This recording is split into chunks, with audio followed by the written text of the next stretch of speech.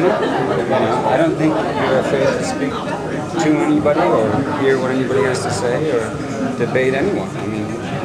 Well, sometimes when I'm in the Democratic debates, I feel like I'm in the Republican debates. Yeah, I was going to say. Well, that's probably why they don't want to be on the Fox show, because there was going to be one, right? And then they failed the other day. Actually, Fox had planned a Democratic debate, and none of the Democrats wanted to be in it. I said I'd be in it because if you can't pass the test of interviewers who may not be particularly friendly, how can you expect to be president of the United States where you're going to be challenged every day by people who may disagree with you fundamentally? You have to be able to find a way to communicate with everyone, and it is really notable that that ABC has, and we have to back up. It's Disney. That Disney has made that decision. I guess it opens up the possibility of the charge that ABC is a Mickey Mouse operation.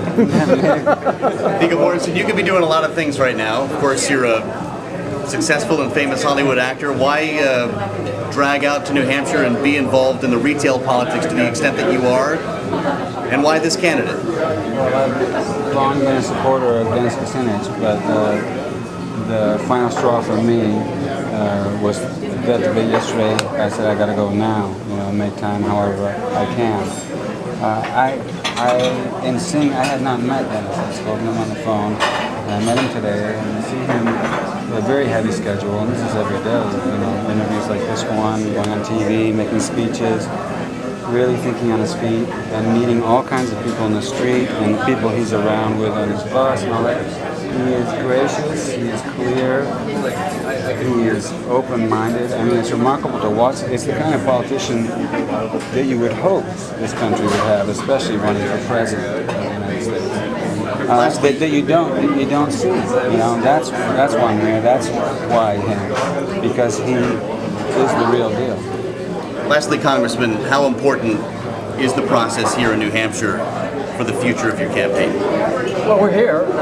We have dozens of paid staffers here. We have hundreds of volunteers out on the street. We've got a great response in the last few days. 3,000 people on their feet over at the 100 Club meeting. 700 people showed up a few days ago over at the team at the Colonial. Hundreds of people showing up for rallies in Congress. If our support keeps percolating, it's going to be quite promising. I realize I'm a long shot, but long shots sometimes have a way of surprising everyone. Especially in New Hampshire. Especially in New Hampshire. And, I, in the past, have run well on a sloppy track, and I don't think we have a sloppy track. I saw a couple of people coming up to you today or shaking your hand outside here, and one came on the bus wanted to say hello, had an Obama button, and the person had a Hillary Clinton button, I believe. And they came over almost in a worshipful way, saying, what I've been trying to say to you is, they came up to me and said, your ideas are everything I could dream of. You are the perfect candidate. Everything you're saying, I agree with.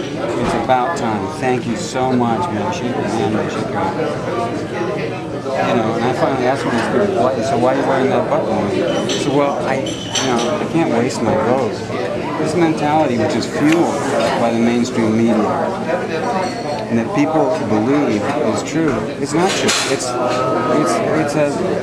a psychological trick. It doesn't make sense.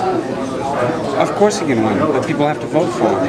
The answer isn't, he's great, so I can't vote for him. The answer is, obviously, he's great, so I must vote for him. He's great, that's why I came here.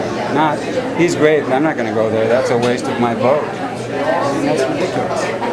That mentality has to change, and by keeping people like him out of the debates, people don't get a chance to think that way. If they had heard him last night, I'm sure that a lot of people would have said, I am going to vote for him. Its life is too short. The country's in too much of a mess. We've seen what happens when you surround yourself, when you have an administration that surrounds itself with people who will only say yes to you.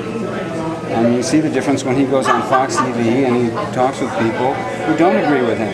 And he's not afraid of it. And he's willing to learn something. And maybe they learn something from him. That's the way it's supposed to be. Hey, Congressman Dennis Kucinich, Viggo Mortensen, thanks for being with us on XM Satellite Radio. Good luck on the trail. Thank you very much. Thank you. See you down the road. Yes, Thank sir. you. Indeed. Bye now.